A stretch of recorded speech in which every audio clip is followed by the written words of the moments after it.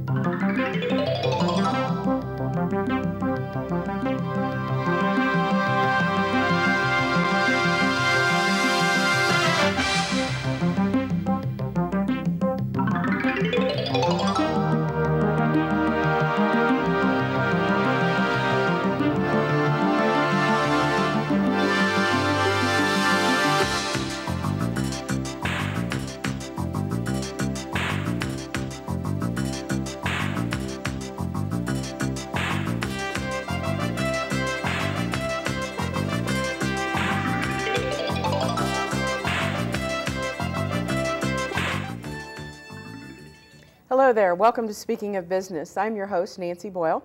Today we're going to be honoring the contributions that small businesses make to our community.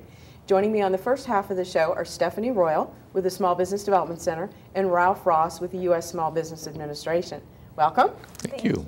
Stephanie, I'm going to start with you. Why don't you tell us a little bit about SBDC and what you do there? The Small Business Development Center, we're housed at the University of North Florida, and we really are here to help small businesses start, grow, and succeed. Okay. Ralph, tell us what you do at SBA. I'm the Deputy Director, but the SBA has been basically the only federal agency devoted to starting and expanding small businesses. We've been doing this since the Eisenhower administration. We've been doing Small Business Week for over 50 years now. Okay, and that's what we're here to talk about is the Small Business Week celebration, which is an annual event co-hosted by the Small Business Development Center and the Small Business Administration. So, Stephanie, why do you do Small Business Week? This is the 19th year that the Small Business Development Center has been involved with it, and we really do it because it's a great opportunity to put some positive light into what's going on in our small business community. We recognize some champions and some people who are doing some really great things in the small business community, and it's just a really nice time to do that. Okay, and Ralph, certainly SBA participates. Why is it that you guys participate? We're famous for our loans. We do a lot of kind of technical things through the year involving government contracting and lending, but we like to just stop once a year and have fun. Just kind of try to make sure everybody understands what an important part of the economy this is. Over 60% of the new jobs that get created in this country are in the small business sector. I mean, this is one of the engines driving the economy. And we try to make sure people don't forget that. Plus, it's just a lot of fun. I mean, every year, Janice, I don't know how she does it. I mean, this is Janice Donaldson from the SBDC. She works hard at finding new and fascinating speakers. And we are almost never disappointed. But this event gets its own momentum. I mean, people expect to have fun at these things. I mean, they show up, it's a crowded room, there's energy there.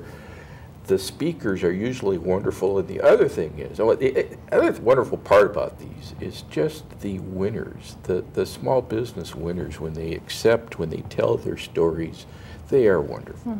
I mean, there's just something compelling about the risk that these companies have taken, what they've been through, what it's meant to get to where they are now, and they just love it, and they love kind of telling their stories. So a lot of what we do is within reason. I mean, we're good at getting people out on time. I mean, this is a lunch. It's not an all-day affair, you know. And so there's always a discipline in terms of getting this thing ended on time. But it's just a very well spent couple of hours. Well, I'm going to talk about the speaker in a minute, but right now I want to talk about the awards. What qualifies somebody to win an award? Well, we look at a lot of things. Some of it's innovation, some of it's overcoming adversity, some of it is each one of these things, each one of these nominations is its own kind of dramatic story, and people risked everything. They took everything they had, they threw it into this enterprise, they threw themselves into it, and sometimes they barely made it. and they overcame, and in the end, they're doing okay. I mean, we check financial statements. I mean, we check growth. We check to make sure that we've got indeed a solid, growing, successful enterprise there.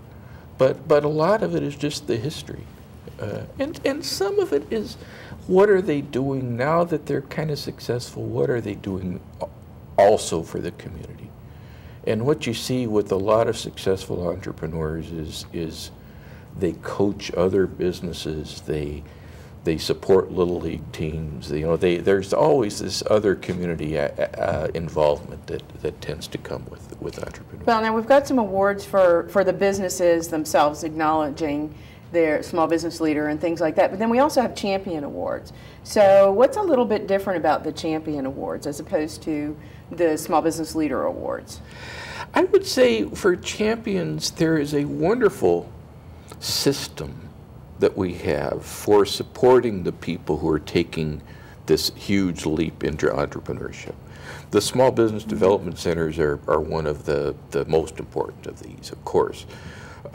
We've got other people around town. There'll be CPAs, there'll be lawyers, there'll be bankers, we see people who are helping facilitate this process of bringing new companies online. In Jacksonville, every year, we get about a net 800 new companies that get started every year, just in this metropolis. And that there are a lot of people working to make that happen. So we try to recognize some of that other work that people do to make this process happen. Okay, Stephanie, let me go back to you and let's talk about the event itself. You know, where is it, when is it, et cetera? It's on May 25th. It's starting at 11:30, and it'll go until 1:30. We'll get everybody out on time. But it is at the UNF University Center, and we expect a very good crowd, and we're very happy about our speaker this year. Let's tell us about the speaker. Her name is Kelly McDonald, and she is an expert on cultural diversity. Cultural and diverse marketing. And she just wrote a book, and it came out this week. In fact, it's called "How to Market to People Not Like You." So she's got a great message to share with people about the untapped markets of people who maybe you're not so familiar with culturally, and the dollar that they can spend. So I'm looking forward to hear what she has to say and the knowledge she can share. Now, is there a fee for this? Yes. It's $35 for an individual seat, or we have tables of 8 available as well for $350. So come get lunch. So if some company out there is interested in bringing the gang to this event to hear the speaker and acknowledge the awardees, they can contact you? Absolutely. You can call the Small Business Development Center at 620-2476, area code 904, or our website has lots of information as well, and that's www.sbdc.unf.edu. Okay, and you have sponsors as well. We do. We love our sponsors, the Jacksonville Business Journal, First Atlantic Bank, High Street Capital, and Wachovia Wells Fargo Company are supporting this event, and we're very thankful for that. Well, because these speakers are really good and they don't come cheap. Absolutely. We spend a lot of time trying to find the right speaker every year. So. Yeah. Well, good. Ralph, you're also at this event honoring some of the SBA lenders, correct? That's right. That's right. Why don't you tell us a little bit about that? Oh, lending has been, especially since the bank crisis in October 2008, it's been such an up and down thing, and we're starting to stabilize. Seemed like we crashed all at once. We're bringing our lending back kind of incrementally, and we've got some good lenders that we're going to honor this year that are stepping up there, finding the good borrowers, funding the good borrowers, and we're trying to regrow the economy there.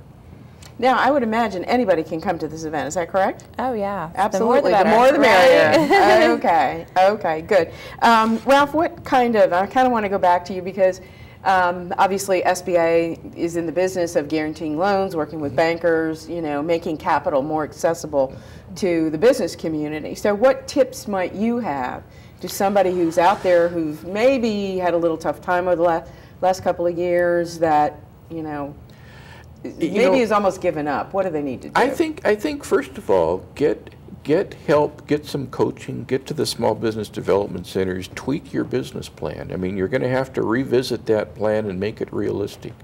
What we call the credit boxes are not as big as they were in 2007. So it's going to be harder for anybody to get credit just based on the bank examining situation and how the bankers are being regulated. Not all of the banks are the same. And the other advice I'd have is once you are really clear on what you want, on how you're going to pay it back, then shop, shop, shop. Because some banks will be nice, but they really don't have the money to lend you anyway. And you may have to try a few different places before you're going to get to that bank that you fit with. Okay, good advice.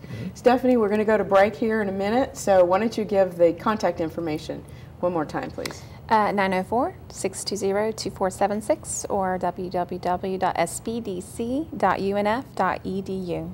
Well, great. I want to thank you both for being here and wish you much success at the event. You in the audience, don't go away because we're going to talk to some of the award winners on our second half of our show. So we'll be right back. Stay tuned. If you would like more information about today's show or you have a topic you'd like us to discuss, please write to Speaking of Business, care of SBDC, 12,000 Alumni Drive, Jacksonville, Florida 32224, or visit our website at www.sbdc.unf.edu. Welcome back to Speaking of Business. Again, I'm your host, Nancy Boyle. And on the second half of our show, we're going to be talking to a couple of award winners. So joining me are Kathy Murphy, who is the president and CEO of Comfort Keepers, and David Moorfield, who is the president of DAK Resources. So welcome. And I might say both veterans, so thank you for your service to our country. We'll get that right up front. Oh, thank you. Kathy, why don't you tell us a little bit about Comfort Keepers?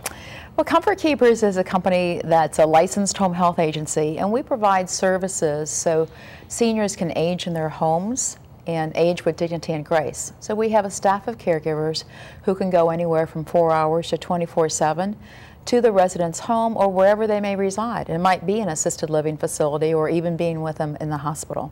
That's great because so many of us are in that position where our parents are aging and you're kind of the sandwich generation. You have aging parents and you still have kids coming up. Absolutely. So it makes it challenging. So good. David, tell us about DAK. DAK Resources is a talent acquisition for hire for profit. We focus in, our primary focus is to help the veterans and their families first to find suitable employment, be it locally or nationally or globally. In addition to that, we assist the private sectors as well, and we also compete for state, local, and federal government contracts. Well, and I think that's so important because you have people coming back from service and it's tough finding a job. And so I think that's really wonderful what you do. Thanks, Ms. Nancy. All right, so award winners, congratulations, by the way. Kathy, Thank you are you. the, I want to get this right, the Women in Business Champion of the Year. And David, you are the Veteran Small Business Champion of the Year. So I want to talk to each of you a little bit about what you're doing to champion either women or veterans. So Kathy, I'm going to start with you ladies first. Well, you know, I worked real hard to get my business at a certain point, and then I had the opportunity to really take in a lot of the local resources that are available, including the Small Business Development Center, the Jacksonville Women's Business Center, and a few of the other organizations. And I felt that it was really time to sort of give back to those organizations as well. And so I've participated in supporting some of the initiatives that they've had, served on the advisory board for the Jacksonville Women's Business Center. I know the Small Business Development Center puts on a program called It's Her Business, which is mentoring high school young women and giving them some inspiration and encouragement about starting businesses. And actually, currently, I'm the president of the Women Business Owners of North Florida. Well, that keeps you busy. How It do you does. have time to run your business? Well, sometimes it's a little bit, you know, I do get sort of homesick not being at the business perhaps as much as I sometimes really want to be. But there's always enough time. There's 24 hours in the day, and it's just a matter of sleeping less, I guess. Now, how long have you actually had your business? I opened my business in 2002. And 2002. Okay, so you're coming up on 10 years. I am. I Yeah, am. congratulations. I'm going to celebrate that next year. Well, and I think for a lot of businesses such as yours, you kind of go through those early stages, and if you're smart, you get help where you need it. Absolutely. And then it's a matter of, it just makes you feel good to give back, to see somebody else who is just starting their pattern of growth and Exactly. kind of helping them. So that's Exactly. exciting. So David, tell us about what you've been doing for the veterans. What we've been doing for the actual veterans is, like myself, I came out of the Marine Corps and retired in 2006. I did a little bit of consulting, but at the same time I was an adjunct professor for University of Phoenix. I finished my master's on active duty with the University of Phoenix. So one thing I wanted to do was give back to my actual university at that particular point in time. I got a degree in business administration. I went to the Small Business Development Center where I met Kathy Hagan, who helped me start orchestrating my business plan, my financial projections, and everything for DAK Resources. As we begin to develop, because we only been in business for less than 3 years officially when we had our grand opening, and just over 3 years since we opened our doors the 1st of December. In addition to that, my business partner at that time wanted to help me establish our company, and that's where we came in with DAK Resources, because I was told to identify the companies as their ownership and use a name for that particular matter. In that case, from there, we went to work, where we was actually placing veterans back into the workforce area. Currently, right now, with our company, we have 50% of them are veterans or married to veterans, and the other 50% are private sector. One thing that we do a little bit different is we work with the Wounded Warrior Project here in Jacksonville, Florida. The corporate office is here. John Milia and I, we served together in the Marine Corps, and then we also work with the Wounded Warriors to Work program as well. In addition to that, I work with the veterans representatives at WorkSource and helping them. I get because of my training that I received from Kathy Hagan and the Small Business Development Center, I also help veterans and inform them, hey, this is available for you, and if you need assistance in getting your company off the ground and running, I'm here to help. My organization, my team, every time a veteran comes in, I normally ask them, what do you want to do? Well, sir, I can do anything. I said, I understand that, but what you really want to do? The first question I ask a potential employee is this. You already worked 8 hours a day. It's 2 o'clock in the morning. Your boss calls. What's your job? What type of job would that be? Sometimes they can't give me the answers, and sometimes I didn't. I had a Marine officer come to me and ask me, he was looking for a job, and I said, what do you really want to do? He says, sir, I want to open a gym on the north side of town. So I introduced him to my entire team, and that includes the Small Business Development Center, and in addition to that, to the Jacksonville Chamber of Commerce. I joined the Chamber as an entrepreneur membership, and last month I joined as a trustee membership. So that's how we got started. What are you finding might be particular challenges for the veterans that you're working with? What are some of the things that they're trying to overcome? Ms. Nancy, that's a question that I see it varies each and every day. I see some veterans are trying to struggle to get through day-to-day living opportunities. So we work with the city of Jacksonville to get them assistance down there at the Veterans Affairs office down there. Some of the challenges is they're looking at where do we go from here. We just completed 1, 2, 3, 4 combat tours. Sir, what do we do next? And I said, what do you want to do? And what fun do you want to do? You defended everybody's freedom for 4 years to 30 years, so what do you want to do? Now it's your turn to get back to the community and how you want to prosper in that manner. And I tell them, dreams without work is imagination. And that's what I share with them. One of the challenges that I had was, I grew up here in Atlantic Beach and Ponte Vedra Beach, so I came home. A lot of people that I knew here in business were close to the cemetery, as we say, or some of them already went finally home. So I would have to network myself around the Jacksonville area. And being away from Jacksonville for 23 years, it's grown quite a bit. Oh my gosh. You know, especially out at the beach. When I grew up on the beach, there was 12,000 people. Now there's 125,000 out there on the beach. And we used to fight over sand dunes. Now they fight over property lines. Yeah, I would imagine. I would think it would be difficult coming from the military that is so bureaucratic, where you're following orders all the time, to go from that environment to where you have to be entrepreneurial and you have to, I guess it depends on what level of the service, and both of you having been in this service maybe can explain this to me.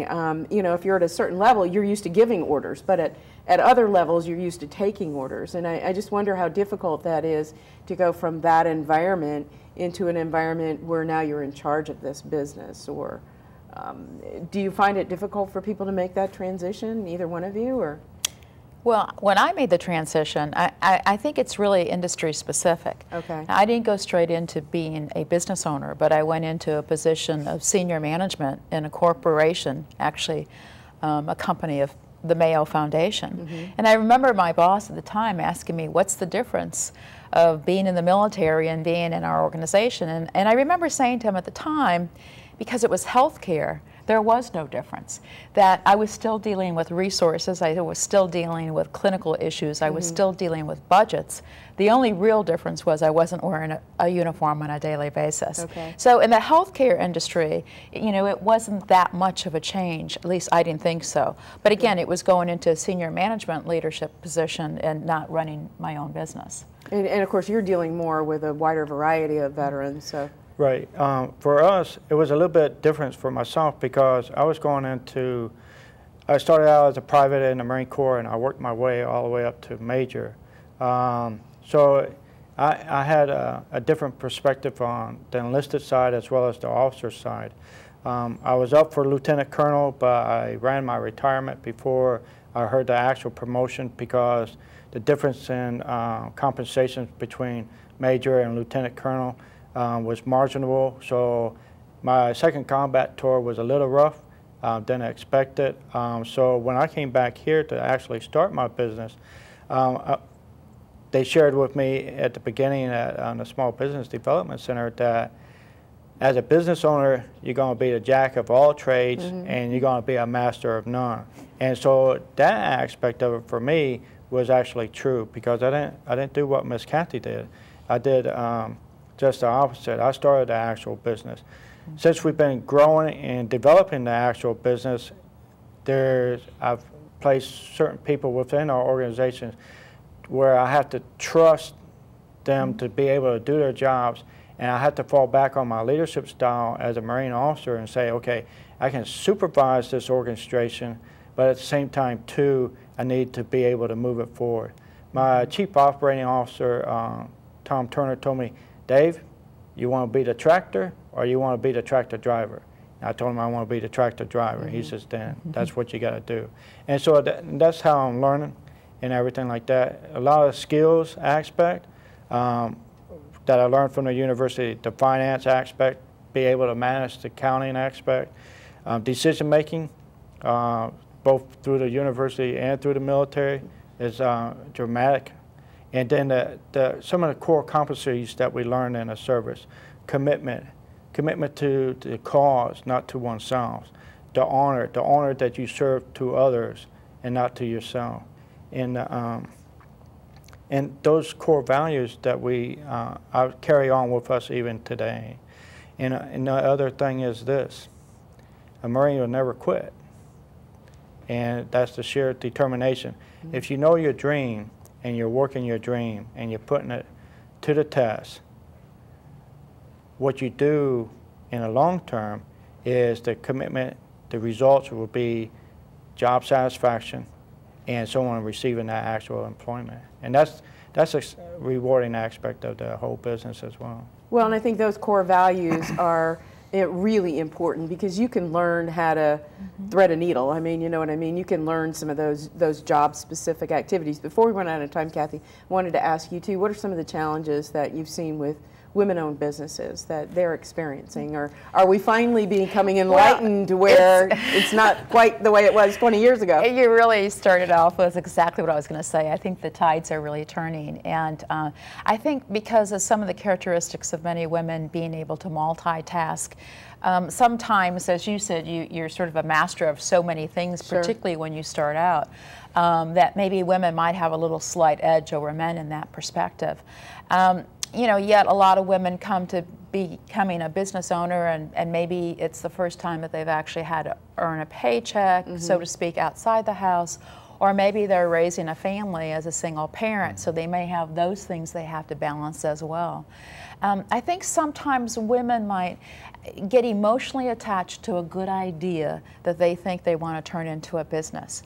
And I had a lady I was speaking to just recently, and came into my office and wanted some suggestions, and she was happy that she was going around and asking people, and everybody thought it was a good idea. And what I suggested is that when she talks to people like that, ask them, okay, it's a good idea, would you pay for the service? Because at the end of the day, it's a business. Yeah, and lots of absolutely. us have good ideas. And sometimes when you get emotionally attached to what you think might be a great business, you have a tendency to overlook the reality, look at the reimbursement, because as David knows, at the end of the day, I always say, I still have those electrical bills that I have to pay for and rent. So I think we've come a long way. There was a recent study, I'm sure you're familiar with it, that the Jacksonville Women's Business Center launched, I think, back in 2007. And they found that for some reason, and I think I've got the answer to those, that nationally, 3% of women business owners grossed $1 million sales. However, in the Jacksonville area, that percentage was not 3%, it was 13%. Wow. So one asks, why have women become very successful business owners in Jacksonville? And certainly, from my perspective, there are reasons because there's the resources that are available, all the resources that the Small Business Development Center provides, the resources through the Jacksonville Regional Chamber of Commerce, which includes the Jacksonville Women's Business Center. I was able to participate in the Athena PowerLink program. That's only licensed by, I think, 27 places in the United States. Yeah, it's not all over the place. And the that's for Jacksonville sure. Women's Business Center is one of those licensing places. So I was able to participate in that year-long program. Certainly we have SCORE, SBA, Beaver Street Enterprises. There are so many resources here available that it is truly one of the best places for somebody to become a small business owner. Well, I think what's interesting, because I sometimes travel around the state, Jacksonville is somewhat unique in that all of those resources work together. Yes. They collaborate Yes. and they That's right. complement each other. Yes. Whereas in other areas, some of them feel that they're in competition and they don't work as well together. So I think when and you probably find this in your businesses as well, when you're looking at the client or you're looking at the end result, it's not so much how we get there as long as the end result is achieved in a positive way. Sure. Okay. And unfortunately, we just ran out of time. So I want to Okay. thank you both for being here and congratulations. Thank you both you. do wonderful, wonderful work. So we're very proud of you Thank as you. award winners. Thank you, Nancy. And thank you for joining us today. And come back next time, and we'll be speaking of business. Bye now.